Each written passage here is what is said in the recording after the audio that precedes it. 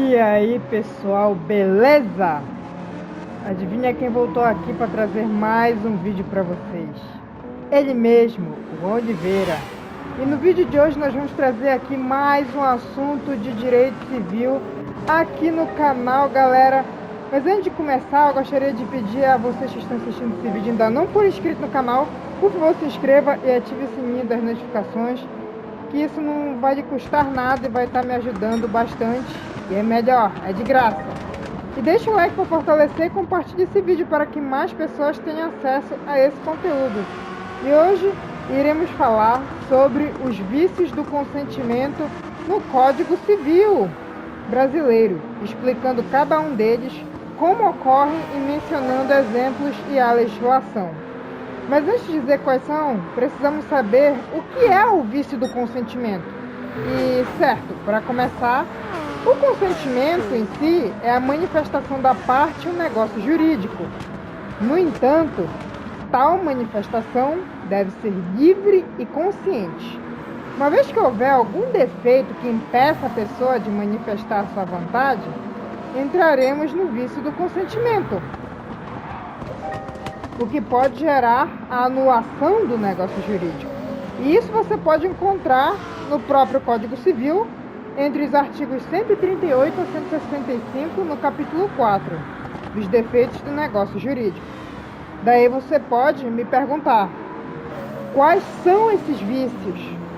Daí eu respondo para vocês que existem 6 defeitos que se encaixam no vício do consentimento que podem causar a anulação do negócio, sendo eles o erro, o dolo, a coação, a lesão, o estado de perigo e a fraude contra credores. E agora eu irei falar nesse vídeo de cada um deles, começando pelo erro. O erro, que também pode ser chamado de ignorância, que ocorre quando a pessoa se engana sobre o elemento essencial do negócio, acreditando que está fazendo algo que na realidade é totalmente diferente. No entanto, o erro deve ser substancial, ou seja, suficiente para que, se a pessoa soubesse da verdade, não celebraria o contrato.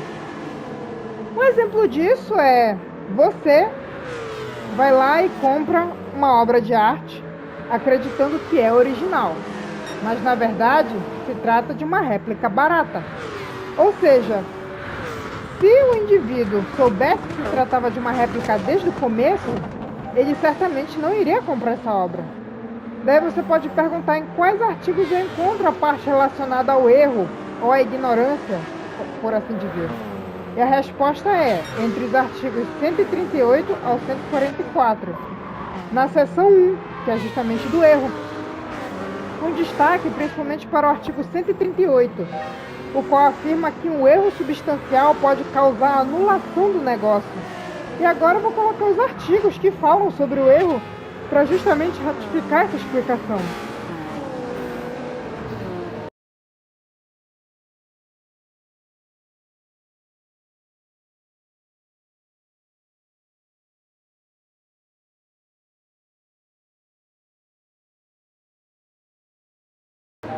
Certo, finalizando aqui a explicação do erro, vamos para o próximo vício do consentimento, que para mim é o mais interessante, que é o dolo, que ocorre quando alguém, de forma intencional, daí vem o nome de dolo, engana outra pessoa, induzindo ela a um erro e fazendo com que ela celebre o negócio jurídico. No entanto, o dolo pode ser dividido em 2, sendo o primeiro deles o dolo principal, que ocorre quando o engano, de forma maliciosa e intencional, é a causa principal para a celebração do negócio, levando a outra pessoa a praticar esse negócio jurídico que ocorreu somente por causa da má intenção, no caso do dolo.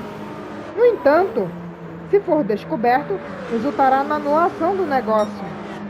Um exemplo é quando alguém vende um carro com motor maquiado, escondendo um defeito grave que tem naquele motor, que, se o comprador soubesse, obviamente não efetuaria a compra.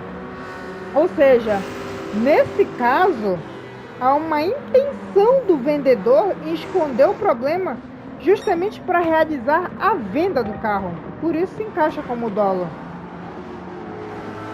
Já o outro tipo de dolo é o dolo acidental, o qual acontece quando há sim um engano que leva a pessoa a efetuar o negócio, mas esse engano não é o fator determinante para a conclusão do ato, que seria feito de qualquer maneira, mas sob condições diferentes.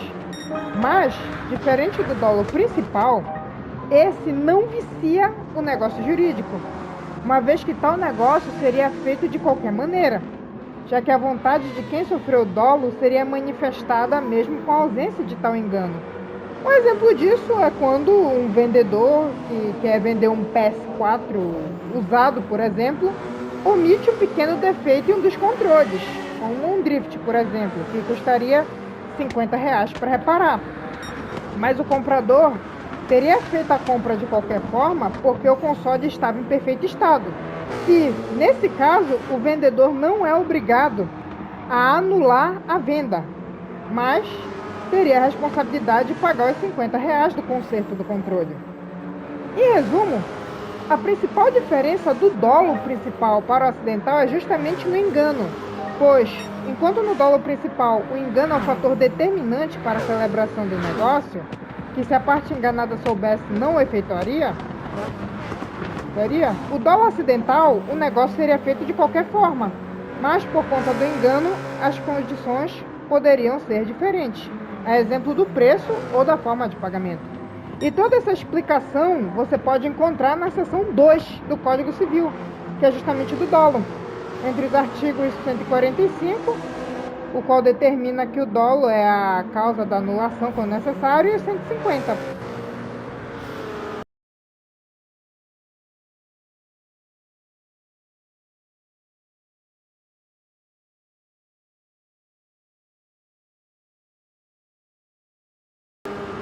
E, bom, finalizamos aqui a parte do dolo.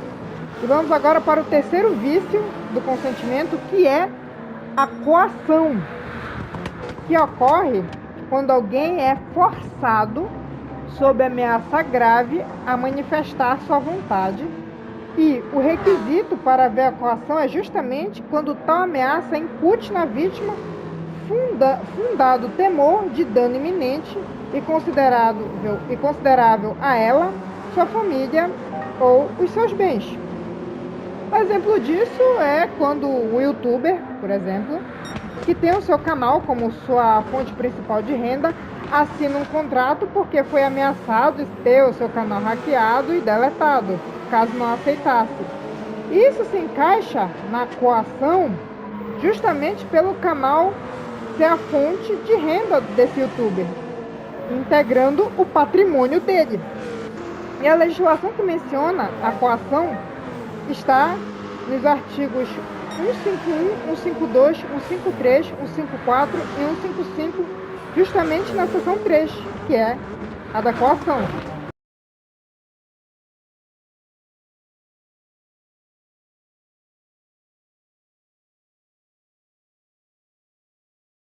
Bom, simples aqui a explicação da coação, então vamos para o próximo, que é o estado de perigo, o qual ocorre quando alguém, em uma atitude para salvar a si mesmo ou alguém próximo, assume uma obrigação excessivamente onerosa, no caso, uma situação de desvantagem.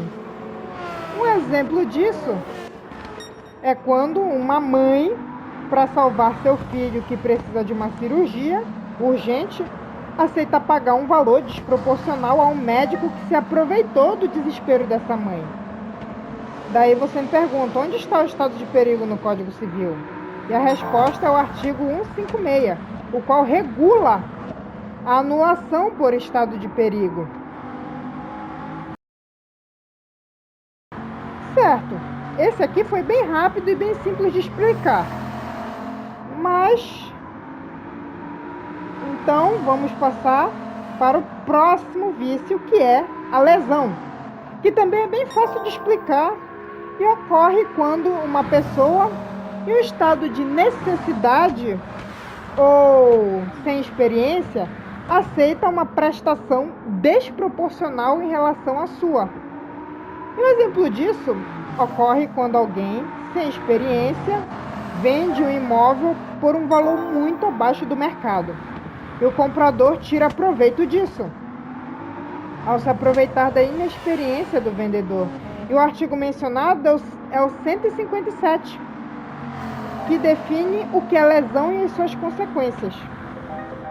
Ou seja, podemos resumir que a lesão é basicamente quando alguém inexperiente ou em estado de necessidade faz uma prestação barata, assim, digamos assim, e a pessoa que compra se aproveita.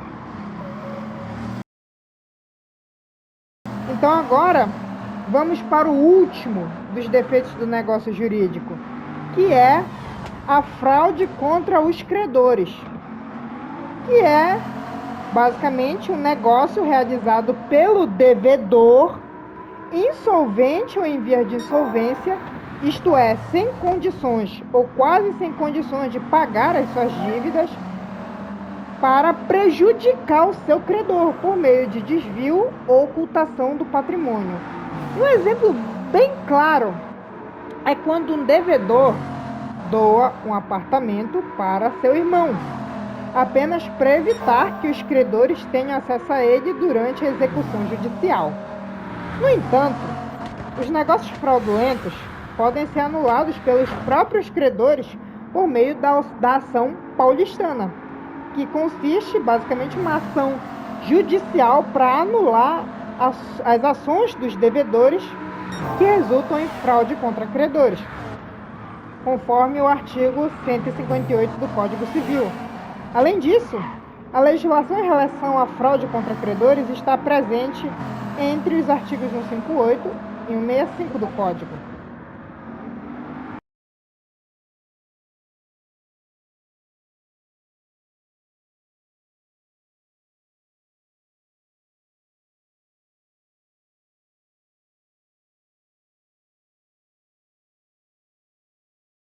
Certo. Daí você pode me perguntar o que acontece, tá? Certo. Daí você pode me perguntar o que acontece se houver o defeito no negócio jurídico? E a resposta é muito simples. Caso haja o vício do consentimento, o negócio é considerado anulável, de acordo com o artigo 171 do Código Civil.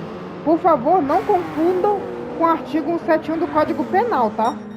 É o artigo 171 do Código Civil.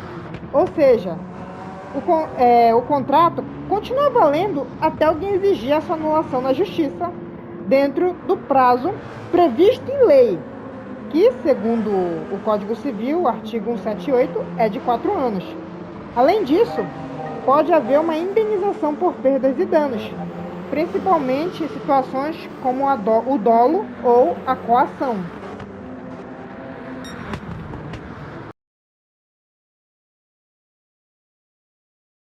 E, bom, galera, esse foi nosso vídeo sobre os vícios do consentimento do Código Civil Brasileiro. E lembrando, por eu apenas ser um estudante de Direito da FPA, eu posso estar cometendo algum erro durante essa explicação. E que caso você perceba esse erro, por favor, me corrija nos comentários, que eu vou agradecer. Além disso, galera, eu peço para você que assistiu esse vídeo aqui até o final, deixe o like para fortalecer e se inscreva, se ainda não for inscrito, que isso é de graça e vai estar me ajudando demais a continuar produzindo conteúdo para vocês. E não esqueça de compartilhar o vídeo e hypar para que mais pessoas possam ter acesso a esse conteúdo e a outros vídeos do canal. Então é isso, galera. Juan de Vera vazando. Falou!